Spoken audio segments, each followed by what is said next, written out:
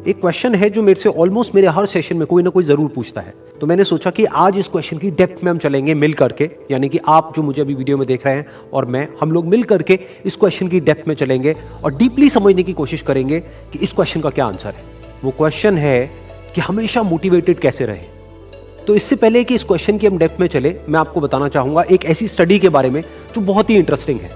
वो हुई थी कोलंबिया यूनिवर्सिटी में 1998 में।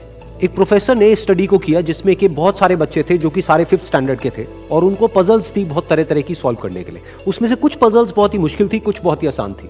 उसके बाद में जब उन बच्चों ने उन पजल्स को सॉल्व किया तो उसके बाद में सभी बच्चों को एक ही बात कही गई कि आपने बहुत अच्छा किया। बस यहाँ पर एक छोटा सा फर्क था। आधे बच्चों को उन्होंने कहा कि आपने इतना एक्स्ट्राऑर्डिनरी इसलिए परफॉर्म किया क्योंकि आप बहुत ही ज्यादा इंटेलिजेंट हो, और बाकी के जो आधे बच्चे थे उनको कहा गया कि आपने जो इतना एक्स्ट्राऑर्डिनरी परफॉर्म किया उसकी वजह थी आपका हार्ड वर्क। फिर उसके बाद में दोबारा से इन सब बच्चों को कुछ पजल्स दी गई सॉल्व करने के लिए, जिसमें से कुछ बहुत ही आसान थी और कुछ बहुत ही मुश्किल थी। अब यहां पर कुछ बहुत इंटरेस्टिंग निकल करके आया जो किसी ने एक्सपेक्ट भी नहीं किया था। वो बच्चे जिनको कहा गया था कि आप बहुत इंटेलिजेंट हो, बहुत स्मार्ट हो, उनको जब वो पजल्स मिली तो उन्होंने क्या किया, जो मुश्किल पजल्स थी उसको छोड़ दिया, आसान पजल्स के ऊपर काम करना शुरू किया और उसमें भी कुछ देर बाद ही वो बच्चे बोर हो गए।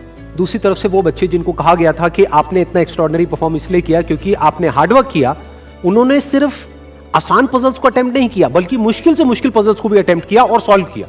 फिर उसके बाद में जब ये पूरी स्टडी कंप्लीट हुई तो उन बच्चों से पूछा गया कि किसको ज्यादा मजा आया इसको करने में। तो वो बच्चे जिनको कहा गया था कि आप बहुत इंटेलिजेंट हो, उनको मजा नहीं आया, यानी कि वो मोटिवेटेड नहीं थे। और वो बच्चे जिनको कहा गया था कि जो भी आपने किया वो अपने हार्डवर्क की वजह से किया, उन्होंने ना सिर्फ अच्छा परफॉर्म किया बल्कि वो एंड तक मोटिवेटेड भी थे और उनको मजा भी आया। अब ये स्टडी जिसके बारे में मैंने अभी आप लोगों को बताया, ये इतनी इंटरेस्टिंग इसलिए है क्योंकि ये जिस तरीके से हम सोचते हैं, हमारे थॉट पैटर्न को चैलेंज करती है। हम क्या सोचते हैं कि अगर हम पेरेंट्स हैं या हम टीचर्स हैं और अपने बच्चों को हम बोलेंगे कि आप बहुत इंटेलिजेंट हो, आप बहुत स्मार्ट हो, तो वो अच्छा परफॉर्म करेंगे। लेकिन इस स्टडी में एग्जैक्ट उसका ऑपोजिट निकल करके आया है। तो इस स्टडी में जो फैक्ट्स रिवील हुए उसको समझने के लिए हमको एक कॉन्सेप्ट को समझना पड़ेगा, जिस कॉन्सेप्ट को कहा जाता है लोकस ऑफ कंट्रोल।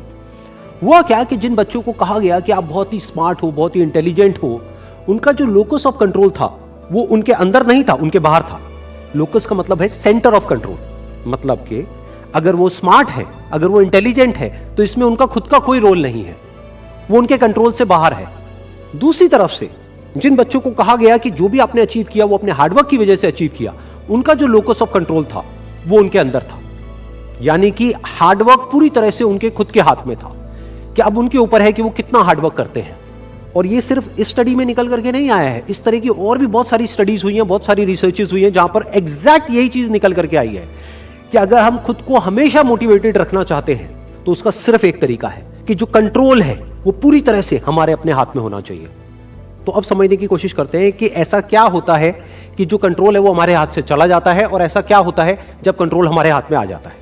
जब भी हम एक्सटर्नल फैक्टर्स की बात करते हैं कि मैं ये नहीं कर पा रहा इस वजह से, उस वजह से, उस वजह से, जो कि मेरे कंट्रोल से बाहर है, तो हमारे हाथ से कंट्रोल चला जाता है।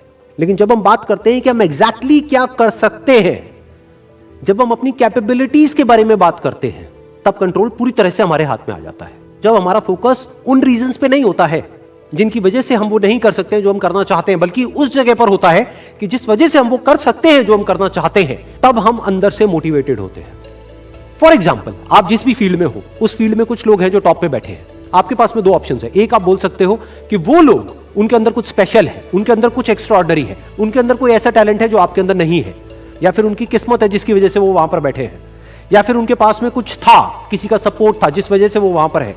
अगर इसमें से ऐसा आपने कुछ भी बोला तो आप फंस गए। अब आप मोटिवेटेड नहीं रह सकते उस काम को करने के लिए जो आप काम कर रहे हो, क्योंकि अब कंट्रोल आपके हाथ से बाहर है।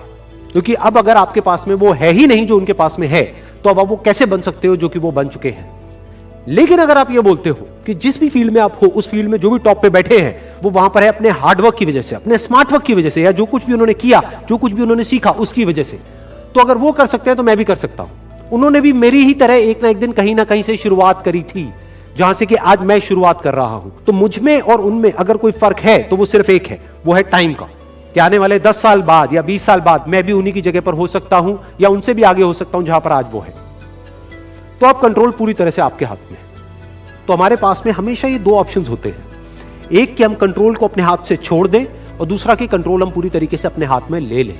एक कि कंट्रोल हमारा बाहर हो, एक है कंट्रोल हमारा अंदर हो। तो इस बात को हमेशा याद रखना कि आपका कंट्रोल कहीं बाहर नहीं होना चाहिए, आपके अपने ही अंदर होना चाहिए। Wish you all the very best. Thank you so much.